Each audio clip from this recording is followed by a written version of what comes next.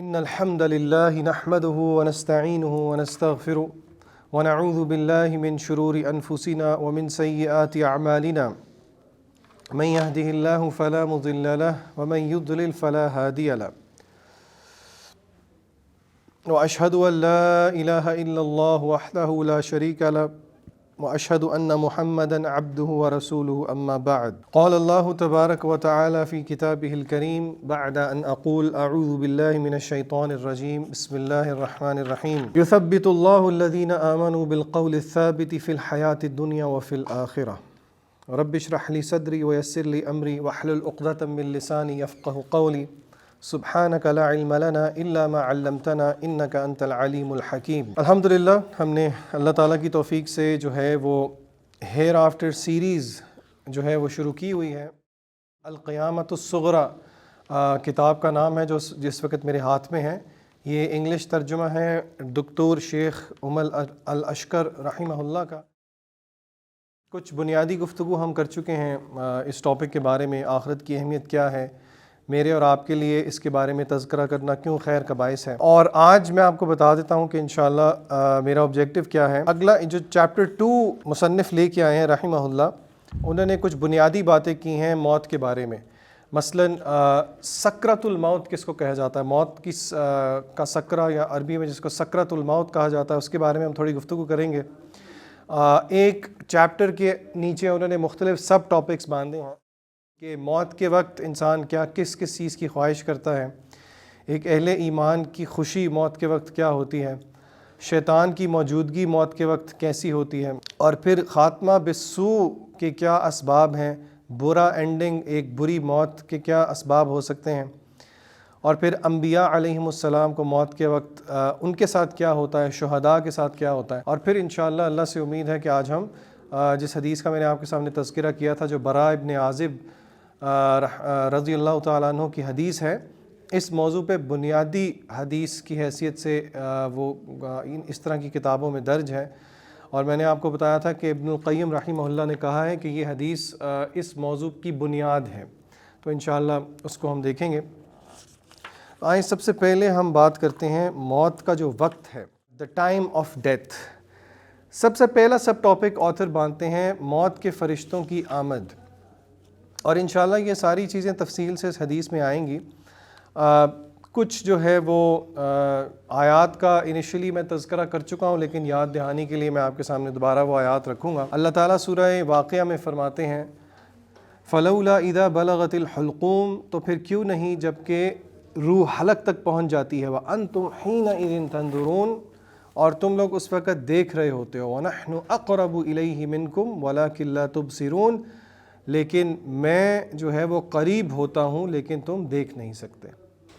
پھر اسی طرح اللہ تعالیٰ نے سورہ قیامہ کے اندر ایک نقشہ کھینچا۔ اللہ فرماتے ہیں کَلَّا إِذَا بَلَغَتِ التَّرَاقِيَ وَقِيلَ مَنْ رَاقٍ، کہ ہرگز نہیں بلکہ جب کلا نہیں بلکہ جب روح جو ہے وہ بلغت التراقی، کالر بون تک، حلق تک پہنچ جاتی ہے، وقیل من، اور کہا جاتا ہے کہ کہاں ہے راکی، ڈاکٹر، کیور کرنے والا، شفا دینے والا، وظن انہ الفراق، لیکن مرنے والے کو پتہ لگ جاتا ہے کہ موت کا وقت آ گیا۔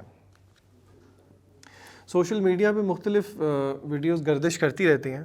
پچھلے دنوں ایک شیخ تھے، آپ نے دیکھا ہوگا، آپ میں سے اکثر لوگوں نے، خطاب کرتے ہوئے جو ہے ان کی جان نکلی، اور اس طرح کی بے شمار یوٹیوب پہ ویڈیوز ہیں، آپ دیکھ سکتے ہیں، عبرت کا مقام ہوتی ہیں۔ بہت کم ہے کہ ہم نے ہاسپٹل کے اندر یا اپنے کسی فیملی کے جاننے والے کو اس طرح سٹوپر آف ڈیتھ پہ دیکھا ہو، موت کے وقت دیکھا ہو، لیکن یہ کافی نصیحت ہے۔ اگر آپ اس طرح کی ویڈیوز وغیرہ بھی دیکھیں تو کافی نصیحت ہو جاتی ہے۔ اس میں منفی پہلو صرف نہیں ہے، یاد رکھیں اس میں پازیٹیو پہلو بھی ہے، کیونکہ اللہ تعالیٰ فرماتے ہیں سورہ حامیم السجدہ میں ان الذین قالوا ربنا اللہ ثم استقاموا، بے شک وہ لوگ جنہوں نے کہا کہ میرا رب اللہ ہے، ثم استقاموا، اور پھر اس پہ استقامت اختیار کی۔ استقامت اختیار کرنے کا کیا مطلب ہے؟ یہ ایک وسیع موضوع ہے، لیکن استقامت اختیار کرنے کا مطلب ہے کہ دین نے جس چیز کا حکم دیا ہے اس پہ استقامت کے ساتھ، پیشنس اور پریزرورنس کے ساتھ آپ نے ان اعمال کو کیا، اور جن چیزوں سے اللہ تعالیٰ نے روکا ہے ان چیز سے رک جانا۔ ایک سلف فرماتے ہیں سلف الصالحین کی جو کوٹس ہیں وہ کافی اہمیت کے حامل ہوتے ہیں. وہ فرماتے ہیں کہ نیک وہ نہیں ہے جو کہ وہ کام کرے جس کا اللہ تعالیٰ نے اس کو حکم دیا ہے. بڑا حکمت والا کوٹیشن ہے. وہ کہتے ہیں کہ نیک در حقیقت وہ نہیں ہے جو کہ نیکی کے کام کرے، بلکہ نیک وہ ہے جو کہ ان کاموں سے رک جائے جن سے اللہ نے روکا ہے. اصل چیز برائی سے رکنا ہے. نیکی تو انسان کر ہی لیتا ہے، نو ڈاؤٹ نیکی بھی اللہ کی توفیق سے ہے، لیکن اصل میں فَأَمَّا مَنْ خَافَ مَقَامَ رَبِّهِ وَنَهَى النَّفْسَ عَنِ الْهَوَىٰ، جو اللہ سے ڈر گیا اور جس نے اپنے نفس کی خواہشات سے اپنے آپ کو روک لیا. وَنَهَى النَّفْسَ عَنِ الْهَوَىٰ فَإِنَّ الْجَنَّةَ هِيَ الْمَأْوَىٰ، اس کے لیے جنت ٹھکانہ ہے. اس سے ایک یہ نقطہ بھی پتہ لگتا ہے کہ اہل جنت، یہ شیطان ہمیں بہت نیگیٹو وائبز دیتا ہے کہ مجھے بہت برے خیال آ رہے ہیں، میں بہت برا ہوں. یاد رکھ لیجئے اہل جنت کی ایک صفت یہ ہے کہ ان کو بہت شہوات ہوتی ہیں لیکن وہ ان شہوات کو روکتے ہیں. وَنَهَى النَّفْسَ عَنِ الْهَوَىٰ فَإِنَّ الْجَنَّةَ هِيَ الْمَأْوَىٰ. تو اللہ تعالیٰ فرماتے ہیں سورہ حامی و سجدہ میں، بے شک وہ لوگ جنہوں نے کہا کہ ان کا رب اللہ ہے، ثم استقاموا، اور پھر اس پہ استقامت اختیار کی، تتنزل علیہم الملائکۃ الا تخافوا ولا تحزنوا وابشروا بالجنۃ التي کنتم توعدون. جمہور مفسرین کے مطابق یہ ٹائم موت کا ٹائم ہے. موت کے ٹائم پہ اللہ ان لوگوں پہ فرشتے نازل ہوتے ہیں جنہوں نے کہا، جنہوں نے مانا کہ ان کا رب اللہ ہے، ثم استقاموا، اور پھر اس پہ استقامت اختیار کی. وہ فرشتے ان کو خوشخبری دیتے ہیں. کیا خوشخبری دیتے ہیں؟ دیکھیے موت کا وقت ابھی ہم پڑھیں گے. اب موت کا وقت آسان وقت نہیں ہے، یہاں تک کہ نبی کریم صلی اللہ علیہ وسلم کے لیے بھی آسان نہیں تھا، لیکن فرشتوں کا آ کے خوشخبری دینا اہل ایمان کے لیے بشارت سے کم نہیں ہوتا. وہ کیا کہتے ہیں؟ نحن اولیاؤکم فی الحیات الدنیا، ہم دنیا کی زندگی میں بھی تمہارے دوست ہیں، وفی الآخرہ، اور آخرت میں بھی، وَلَكُمْ فِيهَا مَا تَشْتَهِي أَنفُسُكُمْ، اور یہاں پہ تمہارے لیے ہوگا جو تمہارا نفس خواہش کرے، وَلَكُمْ فِيهَا مَا تَدَّعُونَ، اور جو تم سے وعدہ کیا گیا ہے وہ تمہیں یہاں پہ ملے گا. نُزُلًا مِّن غَفُورٍ الرحیم، یہ غفور الرحیم کی طرف سے نزل ہے. نزل کہا جاتا ہے مہمان نوازی. آپ کسی کے گھر جاتے ہیں تو وہ مین کورس لانے سے پہلے آپ کو مشروب دیتے ہیں، سٹارٹر دیتے ہیں. تو یہ جو اللہ کہہ رہے ہیں نا کہ جو تم چاہو گے تمہیں ملے گا، جو تمہاری خواہش ہے، تم سے وعدہ کیا گیا ہے وہ تمہیں ملے گا، جو تم مانگتے ہو تمہیں ملے گا. یہ کیا ہے؟ سٹارٹر ہے. مین کورس تو پھر آپ جو ہے وہ انشاءاللہ جنت میں. اللہ سے ہم دعا کرتے ہیں کہ اللہ تعالی ہمیں عطا فرمائے. اچھا جی، اگلی بات سکرۃ الموت. اللہ تعالیٰ فرماتے ہیں سورہ قاف میں آیت نمبر 19 میں، وَجَاءَتْ سَكْرَةُ الْمَوْتِ بِالْحَقِّ، اور جب موت کی سکرہ آ جائے گا حق کے ساتھ. حق کے ساتھ. دیکھیے سکرۃ الموت، آپ سب لوگوں نے یہ لفظ سنا ہوگا. اس کی اگر آپ لغوی بحث کی طرف چلے جائیں تو الراغب اصفہانی اپنی کتاب میں المفردات میں بتاتے ہیں کہ یہ جو لفظ ہے یہ سکر سے ہے. عربی میں اس کو سین، کاف اور را کا جو مادہ ہے وہ اس کا میننگ نشہ بھی ہوتا ہے. وَتَرَى النَّاسَ سُكَارَىٰ وَمَا هُمْ بِسُكَارَىٰ وَلَكِنَّ اللَّهَ عَذَابَ الشَّدِيدُ. سورہ حج کی آیت میں نے آپ کے سامنے پڑھی ہے. اللہ تعالیٰ نے قیامت کا نقشہ کھینچا ہے کہ تم دیکھو گے وَتَرَى النَّاسَ سُكَارَىٰ، لوگ نشے میں ہوں گے، وَمَا هُمْ بِسُكَارَىٰ، لیکن وہ اصل میں نشے میں نہیں ہوں گے. وہ نشہ کس چیز کی وجہ سے ہوگا؟ اللہ کا عذاب جو ہے وہ بہت شدید ہوگا. تو آپ دیکھیں کہ وہاں پہ جو لفظ ہے یہی لفظ استعمال ہوا ہے سکارا، جو کہ اسی سے نکلا ہے. تو موت کی سکرۃ الموت کو سکرۃ الموت اس لیے کہا گیا ہے کیونکہ موت کی سختی ایسی ہے کہ انسان کانشیسنیس اور یعنی کہ جسے کہتے ہیں نا بے ہوشی کی حالت ہونا بھی اور نہ بھی ہونا. یعنی کہ موت کی سختی اس طرح کی ہے کہ انسان بے ہوش ہوتا ہے، پھر ہوش میں آتا ہے، پھر بے ہوش ہوتا ہے، جس کو موت کی غشی بھی کہا جاتا ہے. عام طور پہ آپ اردو کے الفاظ میں سنتے ہیں. اور اسی طرح قرآن مجید میں اس کو فی غمرات الموت بھی کہا گیا ہے ایک اور جگہ پہ. اللہ تعالیٰ نے جب کفار کی موت کا ذکر کیا. حدیث میں آتا ہے کہ حضرت عائشہ رضی اللہ تعالیٰ عنہ فرماتی ہیں کہ نبی کریم صلی اللہ علیہ وسلم جب اپنے بستر مرگ پہ تھے اور اپنی آخری بیماری میں تھے تو آپ فرماتی ہیں کہ میں نے کبھی بھی نبی کریم صلی اللہ علیہ وسلم کو اس سے زیادہ تکلیف میں نہیں دیکھا. تو آپ فرماتی ہیں کہ یعنی کہ روایت کے الفاظ ہیں کہ حضرت عائشہ نے اپنے والد کو حضرت عائشہ کے والد کون تھے؟ حضرت ابو بکر. جی حضرت ابو بکر. حضرت عائشہ نے جب اپنے والد صاحب کو اپنی آخری حضرت ابو بکر کے فائنل مومنٹس میں جو ہے وہ وزٹ کیا تو حضرت عائشہ نے ایک شعر پڑھا کہ بے شک جو دولت ہے وہ کسی کو بھی موت کی سکرات سے روکتی نہیں ہے. تو پھر حضرت ابو بکر نے اپنا چہرہ مبارک جو ہے وہ انکور کیا, چادر سے ڈھکا ہوا تھا, اور پھر کہا کہ بلکہ تم یہ کہو وجاءت سکرۃ الموت بالحق ذلک ما کنتم منہ تحید. غالباً اس طرح آیا تھا, یہ وہ چیز ہے جس کو تم اوائڈ کرتے رہے تھے.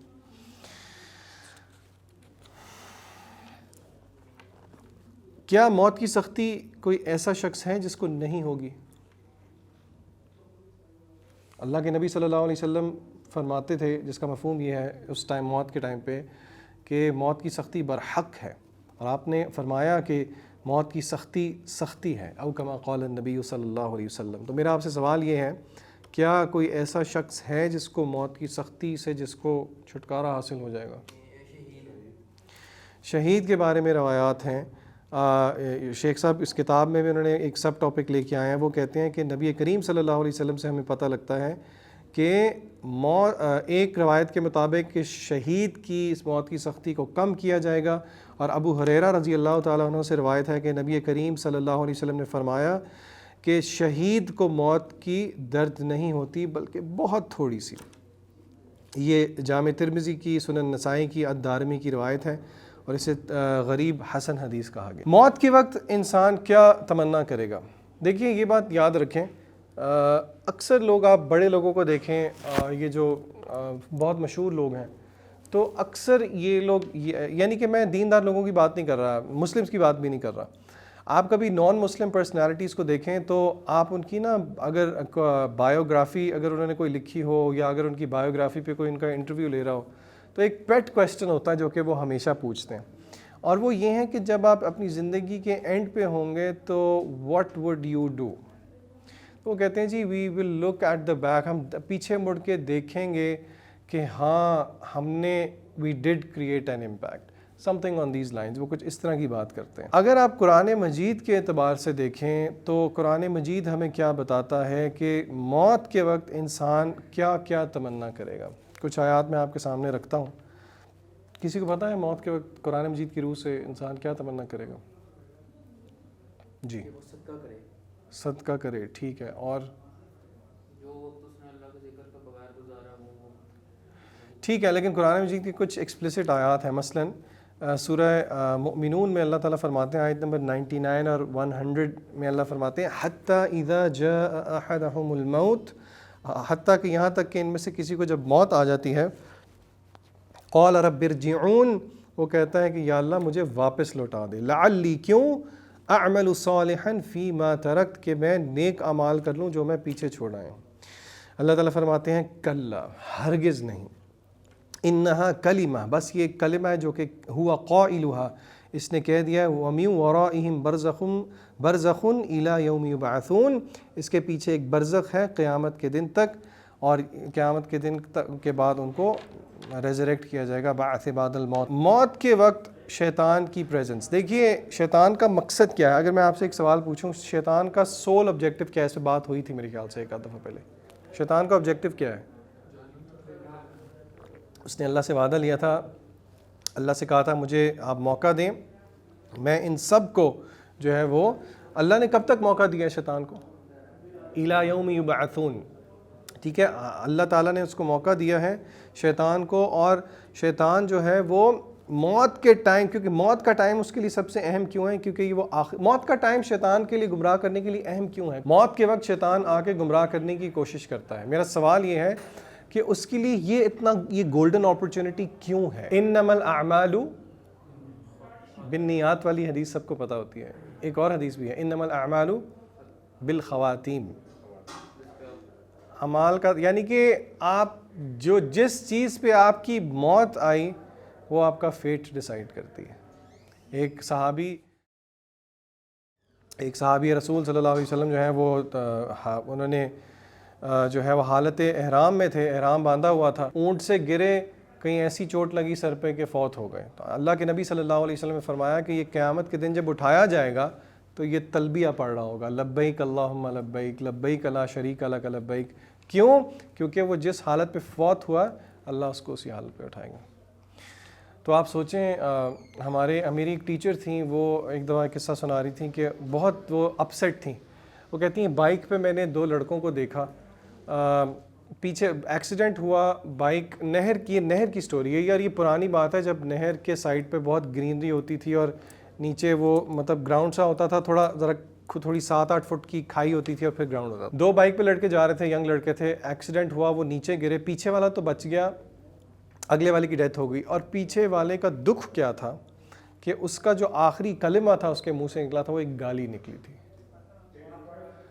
تو آپ دیکھیں کہ جس طرح کہ حدیث کی روح میں ہے کہ آپ سوچیں کہ قیامت کے دن وہ گالی نکالتا ہوا اٹھایا جائے گا نبی کریم صلی اللہ علیہ وسلم کی حدیث کے مطابق۔ اور یہ چیز ہمارے لیے ایک قسم کا ایک بہت بڑا موٹیویٹنگ فیکٹر یہ ہے، علماء سمجھاتے ہیں کہ جب آپ گناہ کر رہے ہیں تو آپ یہ سوچ لیں کہ ہو سکتا ہے یہ آپ کا آخری وقت ہو، آپ کس حالت میں چاہتے ہیں کہ اللہ تعالی ہمیں اٹھائے۔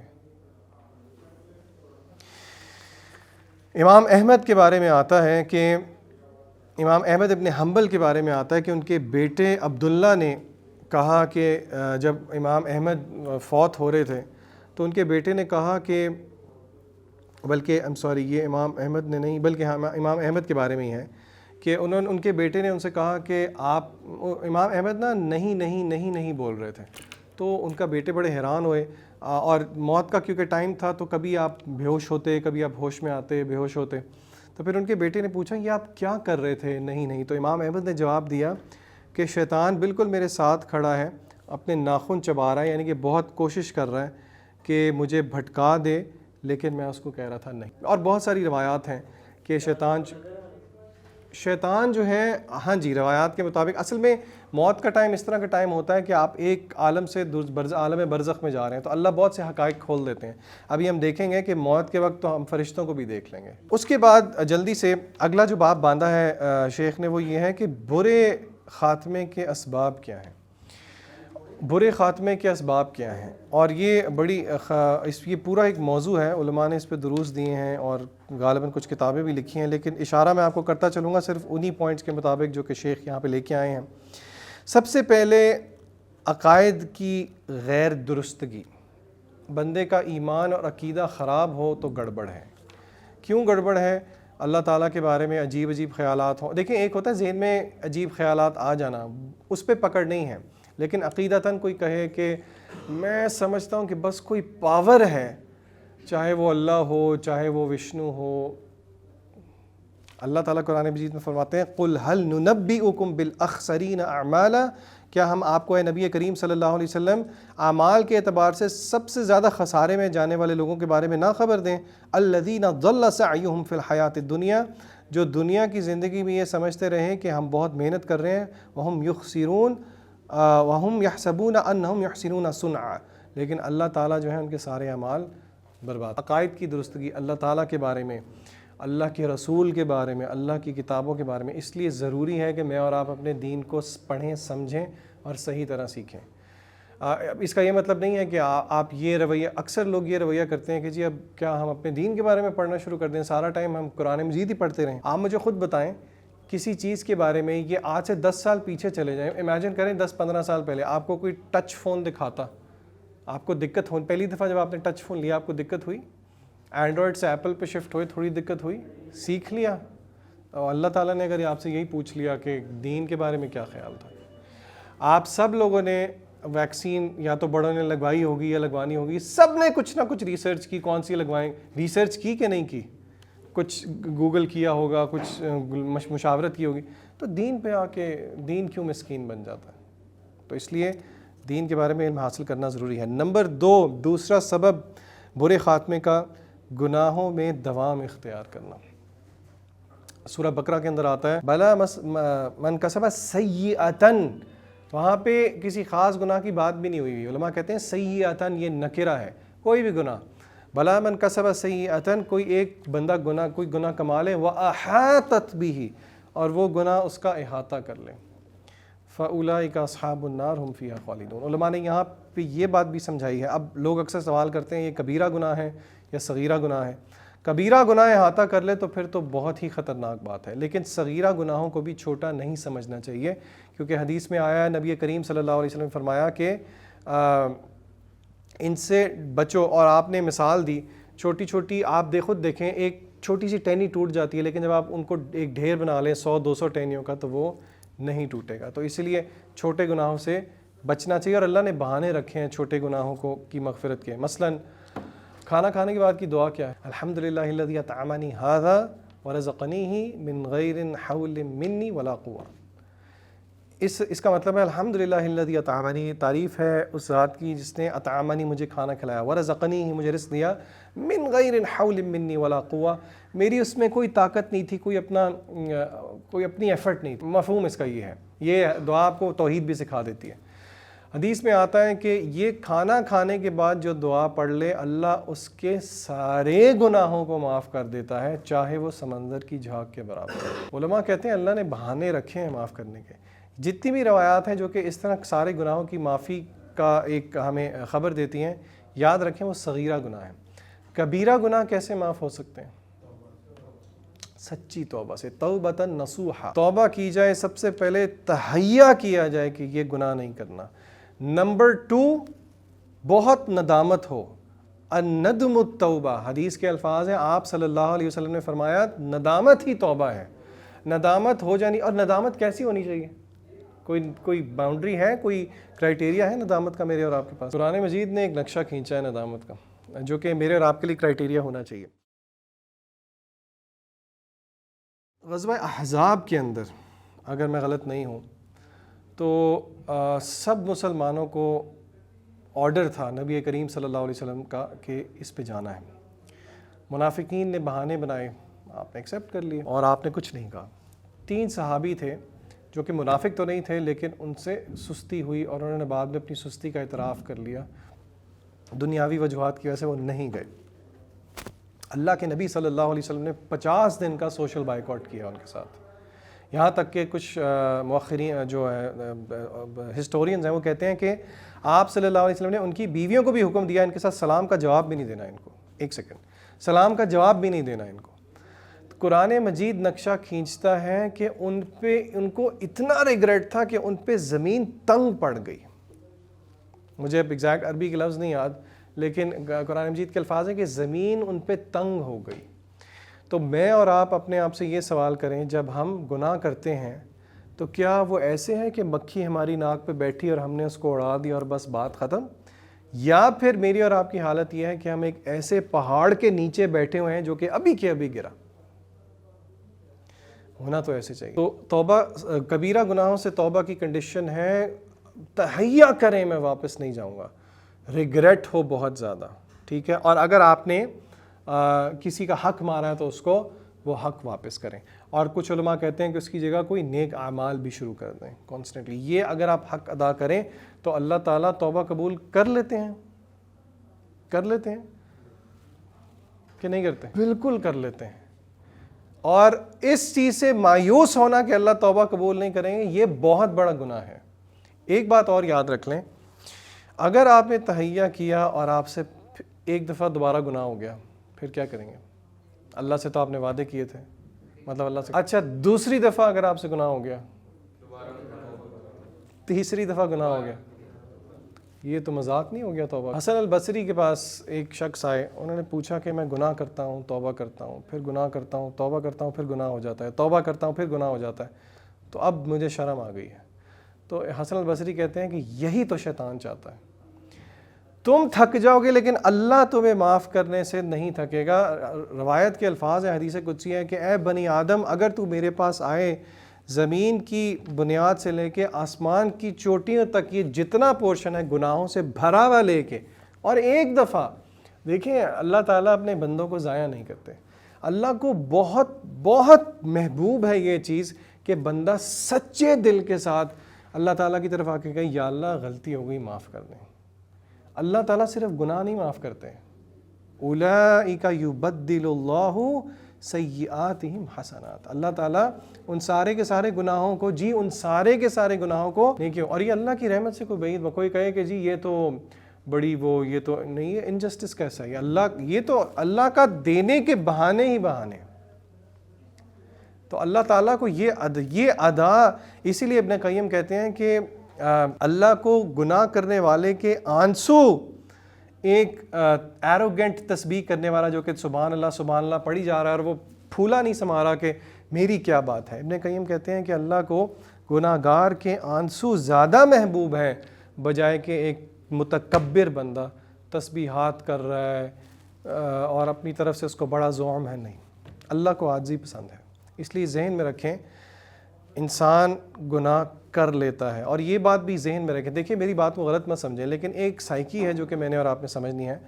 اللہ کے نبی صلی اللہ علیہ وسلم کہتے ہیں کہ اگر تم گناہ نہ کرتے تو اللہ تعالیٰ تمہیں ختم کر کے ایک ایسی قوم لے آتا جو کہ گناہ کرتی اور پھر اس کو پتہ ہوتا کہ اس کا ایک رب ہے جو کہ اس کی توبہ قبول کرتا ہے. گناہ کرتی, توبہ کرتی, اللہ ان کی توبہ قبول. تو یہ اللہ تعالیٰ کی شان غفاری کا مظہر ہے. اللہ تعالیٰ کو بہت بات دیکھیے, توبہ کا کیا مطلب ہے؟ بار بار. اور توبہ یہ نہیں کہ ایک دفعہ کر لی, توبہ کا مطلب ہے بار بار. اور ابن قیم کہتے ہیں مدارج السالکین میں کہ توبہ جو ہے وہ بندہ مومن کا شعار ہوا کرتا ہے, اور زندگی کے اینڈ میں تو اس کو اس کی زیادہ ضرورت ہو. توبہ یاد رکھیے صرف گناہوں سے, دیکھیے توبہ اور استغفار میں کیا فرق ہے؟ بات تھوڑی سائڈ پہ نکل رہی ہے لیکن سمجھنے کی ضرورت ہے. استغفار کا مطلب ہے آپ اللہ تعالیٰ سے دعا کر رہے ہیں کہ آپ جو ہے نا وہ اللہ تعالیٰ آپ کے گناہوں پہ ستر پوشی بھی کر دیں اور آپ کو معاف بھی کر دیں. شیخ صالح عثیمین یہ بات سمجھاتے ہوئے ایک بہت پیاری حدیث ہے, قیامت کے دن اللہ تعالیٰ جو ہے وہ ایک بندے کو اپنے سامنے بلائیں گے. اللہ تعالیٰ کس کس کو سامنے بلائیں گے اپنے 1 to 1, کس کس کے ساتھ ہوگا؟ کلہم آتیہ یوم القیامت فردا, ایک نے 1 by 1 پیش ہونا. سورہ مریم کی آیت ہے, وَكُلُّهُمْ آتِيهِ يَوْمَ الْقِيَامَةِ فَرْدًا وَأَحْصَاهُمْ عَدَّهُ عَدًّا. اللہ کہتے ہیں میں نے گن کے رکھا ہوا. بندہ اللہ کے سامنے کھڑا ہوگا, اللہ کہیں گے اے میرے بندے کیا تو نے یہ گناہ کیا تھا؟ کیا خیال ہے بندہ کیا کہے گا اس وقت؟ اللہ کہیں گے تو نے یہ بھی کیا, تو نے یہ بھی کیا, یہ بھی کیا, یہ بھی کیا, یہ بھی کیا, یہ بھی کیا. اللہ سب گناہوں کو گنوائیں گے. بندہ کہے گا یا اللہ ایگریڈ. اللہ کے سامنے کیسے انکار کر سکتے ہیں؟ اللہ تعالیٰ کہیں گے جا جس طرح دنیا میں نے تیرے گناہوں پہ پردہ ڈالا تھا, ستر تو کا, آج بھی میں تیرے گناہوں پہ ستر ڈال دیتا ہوں, پردہ ڈال دیتا ہوں, اور اللہ تعالیٰ اس کو جنت کے اندر بھیج دیں گے. یہاں پہ جو لفظ میں نے آپ کو سمجھانا تھا وہ ستر کس کو کہتے ہیں؟ چھپانے کو کہتے ہیں یہ ہمارا ستر ہے. بچے ایک سیکنڈ, یہ ہمارا ستر ہے, ہم کسی کو دکھا نہیں سکتے. تو استغفار جب آپ پڑھ رہے ہیں اس کا مطلب ہے آپ اللہ سے طلب کر رہے ہیں یا اللہ میرے گناہوں کو معاف بھی کر دے, چھپا بھی دے. توبہ کا لٹرل مین تابہ یا توبو کا مطلب ہوتا ہے بار بار پلٹنا, اللہ کی طرف رجوع کرنا. میں آپ کو اس کی ایک مثال دیتا ہوں.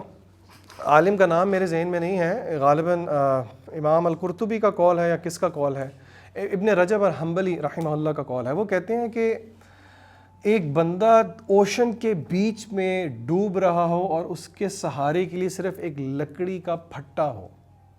آپ نقشہ سمجھ رہے ہیں کچھ؟ وہ کہتے ہیں کہ جتنی اس بندے کو اس وقت اللہ کی ضرورت محسوس ہوتی ہے اتنی ہی مجھے اور آپ کو اپنے گھر میں اپنے بیوی بچوں والدین کے ساتھ امن میں بیٹھے ہوئے ہونی چاہیے. کیا میں اور آپ اتنی ضرورت اللہ کی محسوس کرتے ہیں؟ اور اگر ہم یہ ضرورت محسوس کر لیں تو یہ ہے اصل عقیدہ. یا ایھا الناس انتم الفقراء الی اللہ, تم سب کے سب اللہ کی طرف فقیر ہو. واللہ هو الغنی الحمید, اللہ غنی ہے. تو بتانے کا مقصد یہ ہے کہ اللہ تعالیٰ کو میرے اور آپ کی توبہ بہت پسند ہے.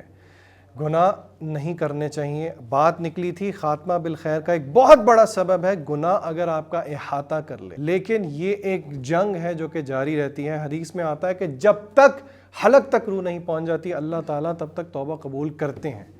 توبہ کرنا اپنی زندگی کا ایک طریقہ بنا لیں, لیکن یہ بات یاد رکھیں کہ توبہ صرف جس طرح کہ کچھ علماء نے کہا کہ منافقوں کی اور جھوٹوں کی توبہ نہیں ہونی چاہیے, لفاظی نہیں ہونی چاہیے, ندامت ہو ہر دفعہ. اور آپ یقین کریں ہر دفعہ نئی توبہ آپ کو ایک اس سے آپ کو ایک تقویت ملنی چاہیے.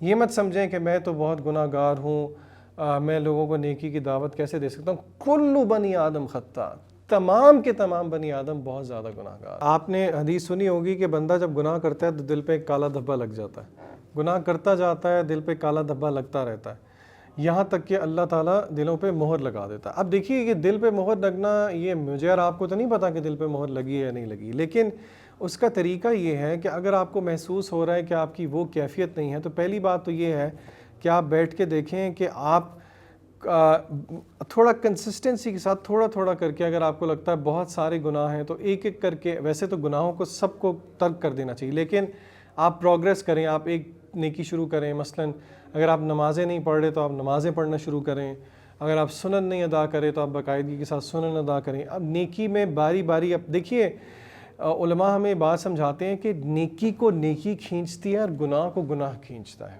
ٹھیک ہے. تو اگر یہ کیفیت ہے تو پھر یہ بیٹھ کے سوچنے کا اور محاسبہ کرنے کا مقام ہے کہ ہمیں کیا چیزیں چھوڑنی چاہیے اور کیا بری کمپنی ہے جس کی وجہ سے ہم اس چیز, بہت سارے فیکٹرز ہیں. تو مطلب ایسی بات نہیں ہے کہ وہ کیفیت اچیو نہیں ہو سکتی, بالکل ہو سکتی ہے, لیکن ہم جائزہ لیں. یہ سارا قسوت قلب ہے, دل کی سختی ہے. وہ والے اعمال اختیار کریں جن سے دل نرم ہوتا ہے, نیکی کی طرف اپنی طبیعت کو مجبور کریں. حضرت عمر کہا کرتے تھے نا, رونا نہیں آ رہا تو pretend to cry and you will cry. صبر نہیں ہو رہا تو صبر کرنے کی ازیوم کرو کہ میں صبر کر رہا ہوں, تو اللہ صبر دے دے گا. تو انشاءاللہ اس چیز سے جو ہے وہ فرق پڑتا ہے. صحیح بخاری کی روایت ہے, یہ مختلف احادیث کی کتاب میں روایت آئی ہے. اس حدیث کا ایک پورشن انشاءاللہ میں آپ کے سامنے آج رکھوں گا. اس حدیث سے بہت سارے فوائد ہیں جو کہ سیکھے جا سکتے ہیں. برا ابن عازب رضی اللہ تعالیٰ عنہ اس کے راوی ہیں.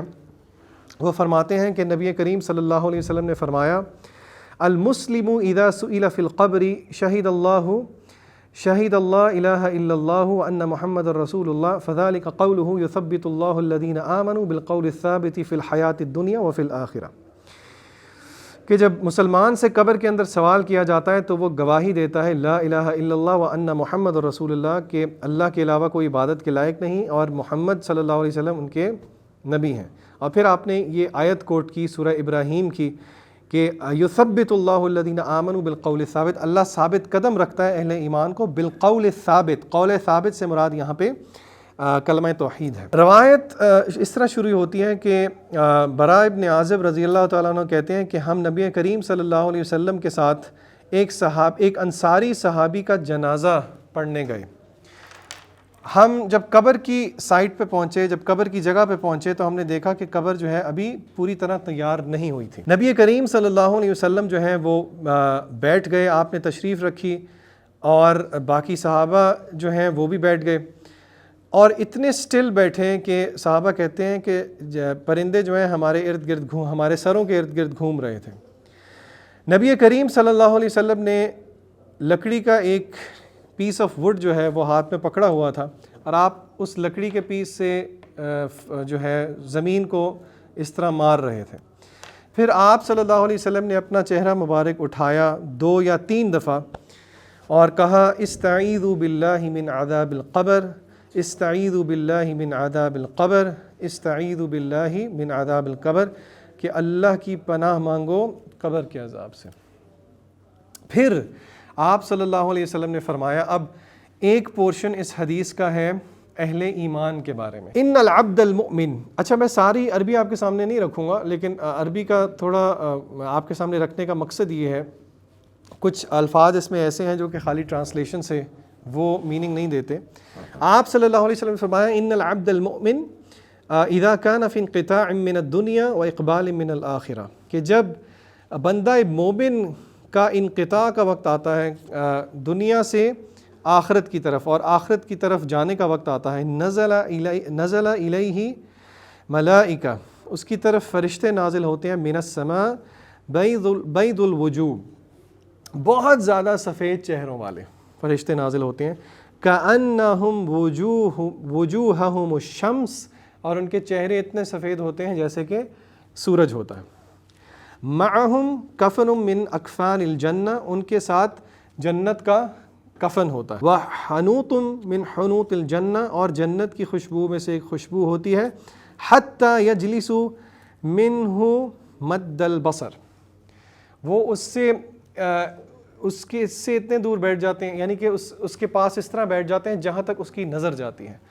علماء سمجھاتے ہیں کہ اس سے مقصد یہ ہے کہ وہ پورا ایک انٹراج آپ سمجھیں فرشتوں کا ہے، یعنی کہ بندہ مومن کے لیے موت کے وقت جنت سے فرشتے ہی فرشتے اتر رہے ہیں، چہرے ان کے اتنے سفید ہیں جیسے کہ سورج ہے، اور ان کی تعداد کتنی ہے وہ بندہ ان کو کہاں تک دیکھ سکتا ہے جہاں تک اس کی نظر جاتی ہے۔ ثم یجیء ملک الموت، پھر آتا ہے موت کا فرشتہ، حتی یجلس عند رأسہ، اور وہ اس کے سر کے پاس آتا ہے، سر کے پاس جو ہے وہ کھڑا ہوتا ہے، بیٹھتا ہے، فیقول، اور وہ کہتا ہے ایتھا النفس الطیبہ، اے طیب نفس، اخرجی الی مغفرۃ من اللہ ورضوان، نکلو اللہ کی مغفرت کے ساتھ اور اس حال میں کہ اللہ تم سے راضی ہے۔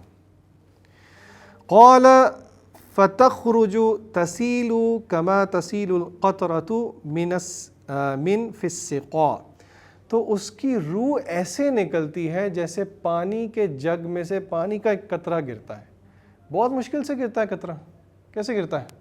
ایسے گرتا ہے، بہت آسانی سے گرتا ہے۔ فَيَأْخُذُهَا، تو وہ اس کی روح کو پکڑ لیتے ہیں۔ کون اس کی روح کو پکڑتا ہے؟ موت کا فرشتے۔ فَإِذَا أَخَذَهَا لَمْ يَدَعُوهَا فِي يَدِهِ طَرْفَةَ عَيْنٍ، آنکھ جھپکنے کے برابر کے ٹائم تک وہ اس کو پکڑتے ہیں، حَتَّى يَأْخُذُهَا فَيَجْعَلُهَا فِي ذَلِكَ الْكَفَنِ وَفِي ذَلِكَ الْحَنُوطِ، تو وہ فوراً جو باقی فرشتے آئے ہوتے ہیں وہ اس کو لے کے اس کو وہ کفن پہنا دیتے ہیں جو کہ جنت سے ہے، اور اس کو وہ خوشبو لگا دیتے ہیں جو کہ جنت سے ہے۔ وَيَخْرُجُ مِنْهَا كَالطَّيِّبِ نَفْحَةِ مِسْک، اور اس سے ایک ایسی پیاری مسک کی خوشبو آتی ہے، اور یہ مسک کہاں کی مسک ہے؟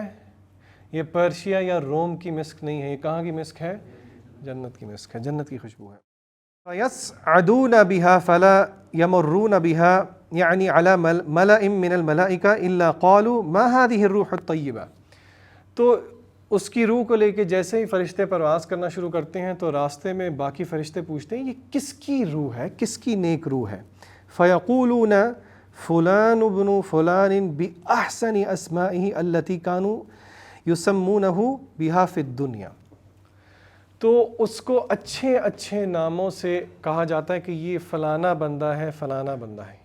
یہ اچھے اچھے ناموں سے کیا مراد ہے؟ اب یہاں پہ میرے اور آپ کے لیے سوال ہے، کیا میرے اور آپ کی غیر موجودگی میں لوگ ہمیں اچھے ناموں سے یاد کرتے ہیں؟ یار یہ اچھا بندہ تھا، یہ سچا بندہ تھا، یہ وعدہ پورا کرنے والا تھا، یہ غیرت مند تھا، یہ جھوٹا نہیں تھا، یہ بہت اچھا تھا لوگوں کے ساتھ، بہت رحیم تھا، بہت خیال رکھنے والا تھا۔ یہ وہی نام ہیں جن ناموں سے دنیا کے اندر لوگ آپ کو بلاتے ہیں۔ اب آپ مجھے بتائیے، کیا میری اور آپ کی حرکتیں ایسی ہیں کہ لوگ ہمیں کہیں؟ یا اس کا یہ مطلب نہیں کہ ہم چاہیں کہ لوگ ہمیں یہ کہیں، لیکن آپ خود دیکھیں، کیا لوگ کہیں یہ تو نہیں کہتے یار یہ تو بہت بڑا جھوٹا ہے، اس نے تو یہ تو پیسہ خور ہے، پیسے کھاتا ہے، یہ تو چغل خور ہے، چغلی کرتا ہے، بیک بائٹر ہے، فلانا ہے فلانا ہے۔ حتی ینتہو بہ الی السماء الدنیا، یہاں تک کہ وہ آسمان دنیا تک یعنی کہ پہلے آسمان تک پہنچ جاتا ہے۔ فیفتح لہ، تو اس کو کتنے آسمان ہیں ٹوٹل جی بتائیں ذرا؟ 7 آسمان ہیں۔ اچھا، تو جیسے جیسے اس کو اوپر لے کے جایا جاتا ہے اس کے لیے جنت کے اس کے لیے ہر آسمان کے دروازے کھولے جاتے ہیں، اور ہر آسمان کے جو ملائکہ ہیں جو رہنے والے ہیں وہ اس کو اچھے الفاظ میں دیکھتے ہیں، اس کے بارے میں اچھا گمان کرتے ہیں، یہاں تک کہ وہ 7ویں آسمان تک لایا جاتا ہے۔ اور پھر روایت کے الفاظ ہیں فیقول اللہ، اللہ تعالیٰ فرماتے ہیں اکتبوا کتاب عبدی فی علیین، میرے بندے کو لکھ دو علیین میں، وَأُعِيدُهُ إِلَى الْأَرْضِ، اور اس کو زمین میں واپس بھیج دو۔ زمین میں واپس کہاں پہ بھیجنا؟ قبر کے اندر، اس کو زمین کے اندر واپس بھیج دیں۔ فَإِنِّي مِنْهَا خَلَقْتُهُمْ وَفِيهَا أُعِيدُهُمْ وَمِنْهَا أُخْرِجُهُمْ تَارَةً أُخْرَى، یہ قرآن مجید کی ایک آیت ہے جس کا مطلب یہ ہے کہ اس کو زمین کی طرف واپس بھیج دو، کیونکہ میں نے اس کو اسی سے پیدا کیا ہے اور اس کو اسی کی طرف بھیجنا ہے اور اس کو اسی سے ایک دفعہ دوبارہ قیامت کے دن اٹھانا ہے۔ قال فتعاد روحه فی جسده، تو اس کی روح کو اس کے جسم کے اندر واپس بھیجا جاتا ہے۔ فیأتیہ ملکان فیجلسانہ فیقولان لہ، تو پھر اس کے پاس دو فرشتے آتے ہیں۔ ہاں جی، کون سے فرشتے ہیں؟ جو قبر کے اندر آتے ہیں، منکر اور نکیر۔ ان کے بارے میں کچھ روایات میں آیا ہے کہ یہ بہت سخت فرشتے ہیں، چاہے نیک ہو چاہے سخت ہو، یہ بندے کو بٹھاتے ہیں۔ ان کی جو ڈسکرپشن آئی ہے کچھ روایات میں وہ یہ ہے، ان کی آنکھوں کا کلر جو ہے وہ نیلا ہے۔ واللہ عالم اس کی حقیقت کیا ہے، لیکن بہرحال یہ کچھ روایات میں اس طرح موجود ہے۔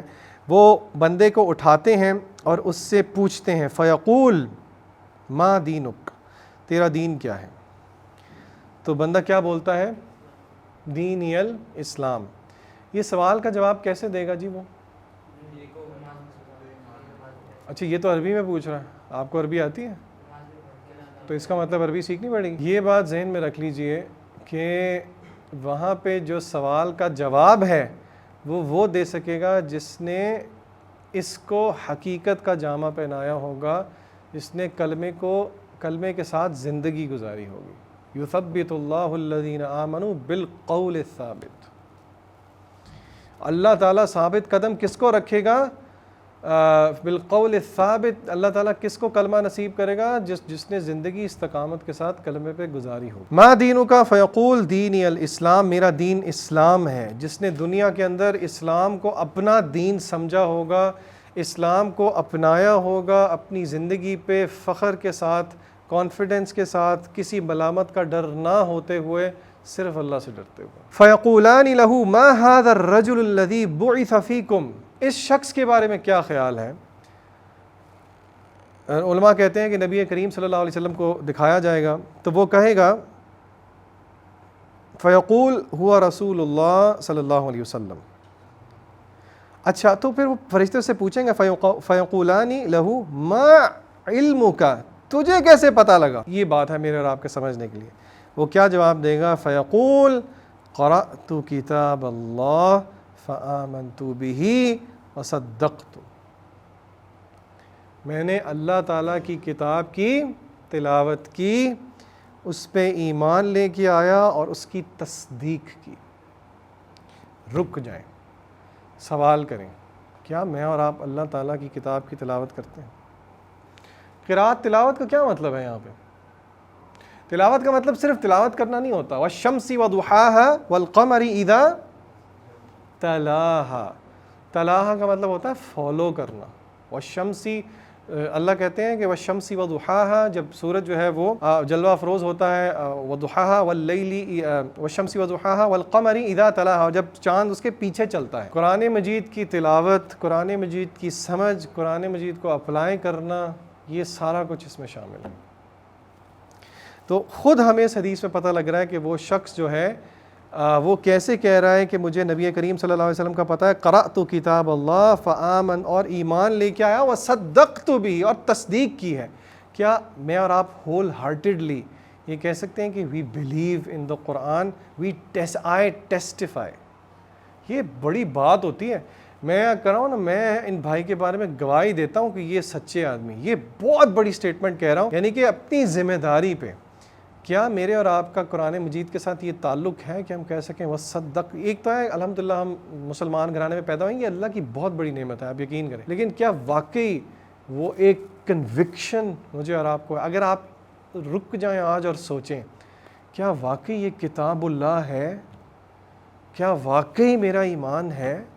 کیا یہ اللہ کی طرف سے آئی ہے؟ فَيُنَادِي مُنَادٍ مِّنَ السَّمَاءِ ان، اچھا میں نے پہلا سوال جو ہے مر ربو کا، ربی اللہ، اور دوسرا سوال تھا ما دینو کا، میرے خیال سے میں نے ربی اللہ کو مس کر دیا۔ تیسرا سوال تھا نبی کریم صلی اللہ علیہ وسلم کا۔ تو پھر حدیث کے آگے الفاظ ہیں فَيُنَادِي مُنَادٍ مِّنَ السَّمَاءِ، تو آسمان سے آواز دینے والا آواز دے گا، یعنی کہ علماء نے یہاں پہ اس کی شرح کی ہے، یعنی کہ اللہ فرمائیں گے ان صدق عبدی، میرے بندے نے سچ بولا ہے، فَأَفْرِشُوهُ مِنَ الْجَنَّةِ، اس کی قبر کی زمین کو جنت کی زمین بنا دو، وَأَلْبِسُوهُ مِنَ الْجَنَّةِ، اس کو جنت کا لباس پہنا دو، وَافْتَحُوا لَهُ بَابًا إِلَى الْجَنَّةِ، اس کی قبر کے اندر جنت کا ایک دروازہ کھول دو. قَالَ فَيَأْتِيهِ مِن رُوحِهَا وَطِيبِهَا، اور اس کو وہاں سے جنت کی ٹھنڈی ہوا اور اس کا منظر آئے گا. اور لہو فی قبرہ مد البصرہ، اور اس کی قبر کو اتنا کھلا کر دیا جائے گا جہاں تک کہ اس کی نظر جاتی ہے. وَيَأْتِيهِ رَجُلٌ، اور اس کے پاس ایک ایسا شخص آئے گا، حسن الوجوہ، بہت خوبصورت شخص اس کے پاس آئے گا. حسن الثیاب، بہت خوبصورت کپڑے پہنے ہوں گے. طیب الریح، اور اس سے بہترین خوشبو آ رہی ہوگی. اور وہ اس کو کہے گا ابشر بالذی یسرک، آج تجھے بشارت ہے. ھذا یومک الذی کنت توعد، آج اس چیز کی تجھے بشارت ہے جس چیز کا تجھ سے وعدہ کیا گیا. تو بندہ پوچھے گا بھائی آپ کون ہیں؟ من انت فوجہک الوجہ الذی یأتی بالخیر، جو کہ خیر کی ایک خبر لے کے آ رہے ہیں. تو وہ بندہ پتہ کون ہوگا؟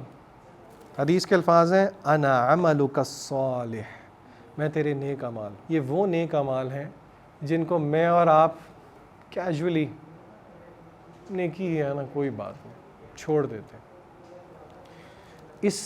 ان نیک اعمال کی قدر ہوگی قبر کے اندر، جو کہ قبر کے اندر نہ تو بیوی ہوگی، نہ امی ہوں گے، نہ ابو ہوں گے. قبر کے اندر کے ساتھی کون ہیں؟ یا تو قرآن یا اعمال. اور یہ دیکھا جائے تو ایک ہی چیز ہے. انا عملک الصالح فیقول ربی اقم الساعہ، تو بندہ کہے گا جو فوت ہو گیا، یا اللہ قیامت جلدی سے آ جائے. ربی اقم الساعہ، قیامت جلدی سے آ جائے. حتی ارجع الی اہلی و مالی، تاکہ میں جلدی سے اپنے گھر والوں کے پاس، اپنے مال کے پاس چل جاؤں. کیوں؟ کیونکہ اس کو پتہ ہے آگے اب بشارت ہی بشارت ہے. اللہ سے ہم دعا کرتے ہیں اللہم ارحم علی احوالنا ولا تنظر الی سوء اعمالنا. اللہ کی رحمت سے یہ بعید نہیں ہے کہ اللہ ہمیں ان بندوں میں شامل کر دیں. آئے ہم دعا کرتے ہیں، یہ بہترین دن ہے، بہترین گھڑی ہے مغرب سے پہلے کی. یا اللہ ہمیں ان لوگوں میں شامل کر دے جن کا تذکرہ ہم نے ابھی پڑھا ہے. آپ سے ہم دعا کرتے ہیں اس کلاس کی برکت سے، اس محفل کی برکت سے ہمارے صغیرہ کبیرہ تمام گناہوں کو معاف کر دے. یا اللہ ہمیں آپ توفیق دے دیں یا اللہ کہ ہم سچی توبہ کریں، توبۃ النصوحہ کریں. یہاں سے ہم اٹھیں تو ہمارے صغیرہ کبیرہ تمام گناہ جو ہیں وہ معاف ہوں. اور اللہ سے ہم دعا کرتے ہیں کہ اللہ تعالی ہمیں دنیا میں بھی استقامت دے اور آخرت میں بھی، اور ہمیں ان سب اسباب سے دور رکھے جو کہ خاتمہ بالسوء کا سبب بنتے ہیں، اور ہر اس سبب کو اپنانے کی توفیق دے جو کہ خاتمہ بالخیر کا سبب بنتے ہیں. ربنا آتنا فی الدنیا حسنہ وفی الآخرۃ حسنہ وقنا عذاب النار. اللہم انا نسألک حسن الخاتمہ، اللہم انا نعوذ بک من عذاب القبر، اللہم اجرنا من النار، اللہم انا نسألک الجنۃ الفردوس. وآخر دعوانا ان الحمد للہ رب العالمین. جزاکم اللہ خیرا.